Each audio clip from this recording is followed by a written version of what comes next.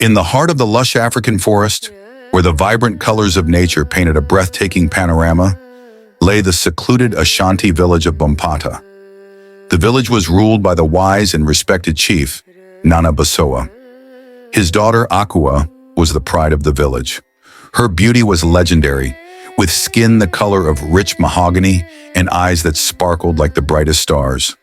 She was often seen in her resplendent kente dress, a tapestry of vivid colors and intricate patterns, befitting her status as an Ashanti princess.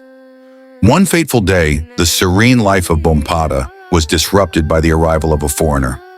Andrew, a young white missionary with kind eyes and a heart full of purpose, had traveled from distant lands to spread Christianity and engage in trade.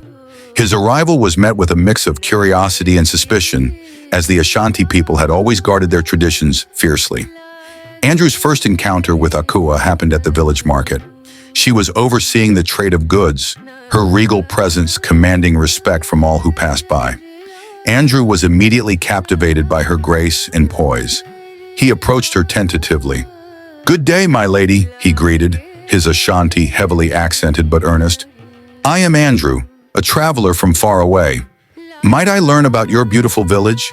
Akua regarded him with a mixture of caution and intrigue. "Welcome to Bompata, Andrew. I am Akua, daughter of Nana Basoah. What brings you to our land?" Andrew smiled, his eyes softening. "I come with a message of peace and love, and also to trade. I bring weapons that might be of interest to your people." Akua's eyes narrowed. "Our people have their own ways of defense, stranger. We do not need foreign weapons to protect our home." Days turned into weeks, and Andrew's presence became a fixture in the village. Despite the initial resistance, he began to earn the trust of the villagers through his kindness and willingness to help. He often found himself in the company of Akua, their conversations growing deeper and more personal. They talked about their dreams, their fears, and the vast differences in their worlds. One evening, under the light of a full moon, Akua and Andrew found themselves alone by the riverbank.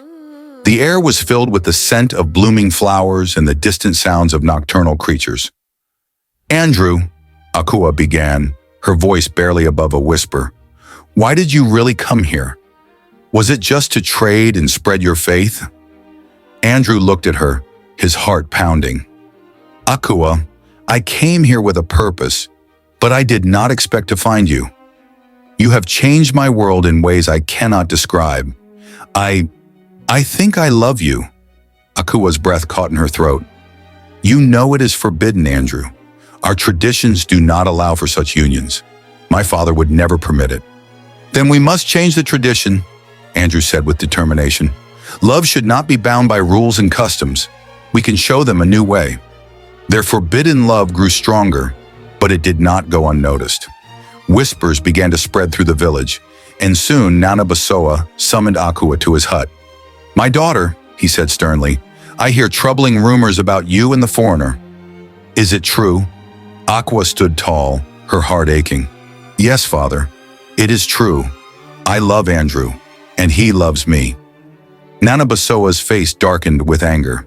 "This cannot be. Our traditions are clear. No daughter of Bompata may marry a foreigner. You are to be wed to Kofi, the warrior chief's son. It has been decided." Tears streamed down Akua's face. "Father, please listen to your heart. Andrew is a good man. He respects our ways and our people. Our love is true." But Nana Basoah's resolve was unyielding. "No, you will obey, or you will be banished from this village." Desperation gripped Akua and Andrew. They knew they had to make a choice, to stay and fight for their love, or to leave and forge a new path together. That night, under the cover of darkness, they fled the village, their hearts heavy with sorrow and hope. They traveled through the dense forest, guided by the light of the stars, until they reached the neighboring kingdom. There they found sanctuary and began a new life, their love growing stronger with each passing day. Word of their journey spread, and over time, their story reached back to Bompata. Years later, when Nana Basoah's health began to fail, he called for his daughter. Akua returned, now a mother and a leader in her own right. She knelt by her father's side, her children by her and Andrew's side.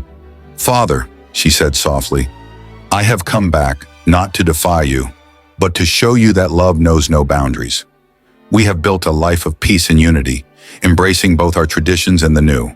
Nana Basoah looked into his daughter's eyes, seeing the strength and love that had driven her.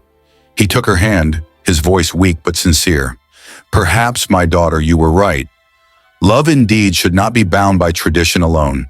Forgive me for my stubbornness." And so, in the twilight of his life, Nana Basoah embraced the love that had defied all odds, uniting two worlds and paving the way for a new era in Bompata. Akua and Andrew's love story became a legend, a testament to the power of love to bridge even the widest chasms.